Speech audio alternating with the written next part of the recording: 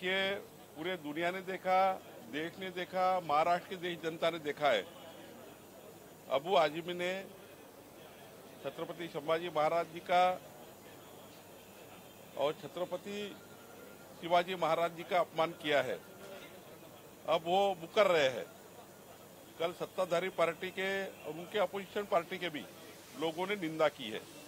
तो मुझे लगता है कि इस प्रकार से बयान महाराष्ट्र की जनता कभी सहन नहीं करेगी और कोई पार्टी भी सहन नहीं करेंगी।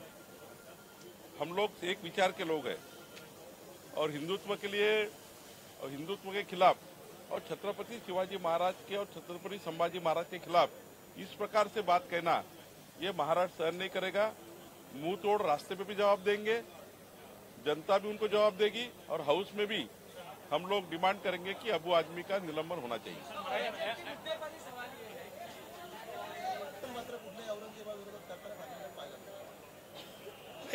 हिंदुत्वाचा विचार माननीय उद्धव ठाकरेजींनी सोडलाय, त्यामुळे ते आता आंदोलन करू शकत नाही। त्यांना एका मताचं लागून चालन करायचं आहे आणि उद्धव ठाकरेंच्या संपूर्ण जे काही त्यांची उद्धव ठाकरे सेना आहे ती आता समाजवादी पार्टीच्या एमआयएमच्या विचाराची आहे। मला तर कधी कधी वाटतं येणाऱ्या मुंबई महानगरपालिकेमध्ये उद्धव ठाकरेजी एमआयएमची युती करतील का असं कधीतरी वाटतं।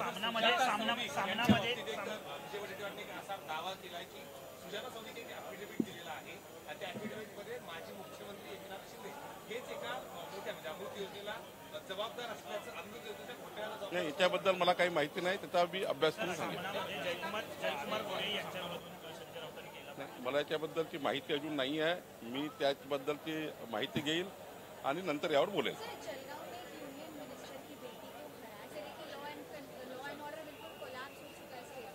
देखिए, अपोजिशन ने जो भी आरोप लगाया, लेकिन हमारे मुख्यमंत्री देवेंद्र फडणवीस जी ने पूरी कार्रवाई की है। जो वहाँ अल्पवयीन जो माइनॉरिटी की हमारी जो बेटियां थी पोस्को का गुना भी दाखिल किया है, सारे गुने दाखिल किए हैं, सबको पकड़ लिया गया है। 2-3 लोग छूटे, लेकिन पूरी कार्रवाई हमारे सरकार ने की है।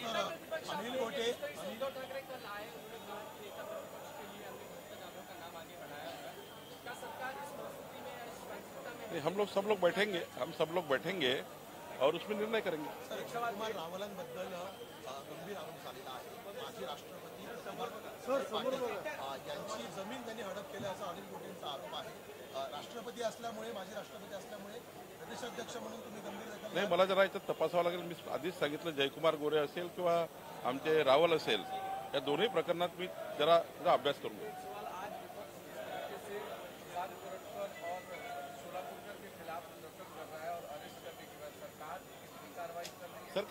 सरकार ने पूरी कार्रवाई कर चुकी है। सरकार पूरी तरह से उस पर कार्रवाई कर चुकी है और वो सारा अभी उनके पास कोई मुद्दे नहीं है। ये बेफजूल मुद्दे करते हैं। ये बजट सेशन है, बजट सेशन में महाराष्ट्र की 14 करोड़ जनता को क्या मिले और महाराष्ट्र की 14 करोड़ जनता के विषय को लेकर विधानमंडल में चर्चा होनी चाहिए। ये छोड़कर ऐसे विषय को लेकर जहाँ पे कार्रवाई हो चुकी है वो विषय लेकर यहाँ पर हंगामा कर रहे हैं।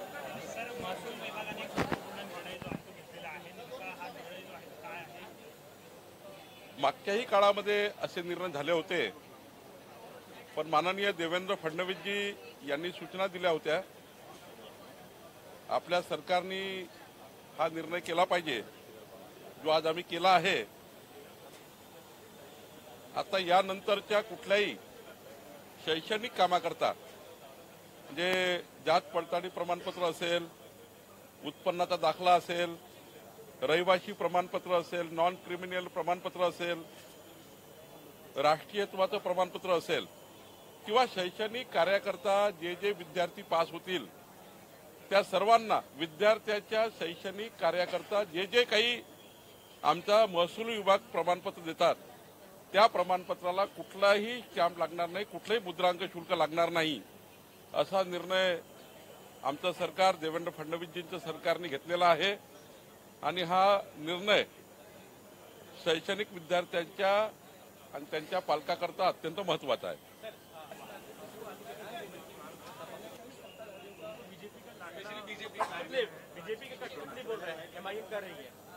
देखिए,